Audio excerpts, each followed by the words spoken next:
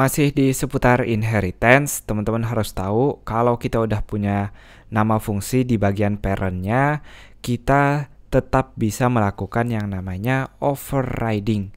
Overriding adalah menggunakan nama fungsi yang sama, tapi kita mau mengubah isi atau kontennya. Nah, sebelum itu agar lebih rapi karena udah cukup panjang, saya akan pisahkan bagian ini ke halaman lain atau kelas robot hewannya di bagian yang lain. Kita akan buat new file di sini, saya kasih nama hewan.php dan kita akan buat tag php-nya dan mempaste atau menaruh kode robot hewan di sana. Seperti sebelumnya, kita harus require juga bagian hewan.php-nya dan jangan lupa juga kita butuh require once robot.php-nya di bagian robot hewannya seperti ini. Nah, kita pastiin dulu kalau saya reload halamannya tidak ada yang error.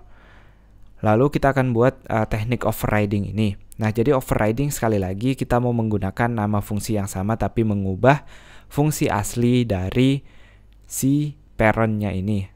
Misalnya kita punya metode get suara di sini. Nah, get suara yang tadinya cuma ngambil suara aja mau kita ubah. Kita mau menggunakan tambahan string di sini, yaitu suaranya adalah titik-titik-titik seperti ini. Nah, jadi sekarang kalau kita manggil si robot hewan, lalu kita menggunakan metode get underscore suara di sini, cukup dengan tulisan seperti ini aja kita udah bisa melihat teks suaranya adalah ditambah dengan suaranya nanti. Nah, tentu kita udah ngisi suara sebelumnya, jadi kalau kita lihat di browser, kita bisa melihat teks yang kita inginkan. Nah, itu tadi sangat simpel, jadi overriding method istilahnya atau mengubah nilai metode dari aslinya.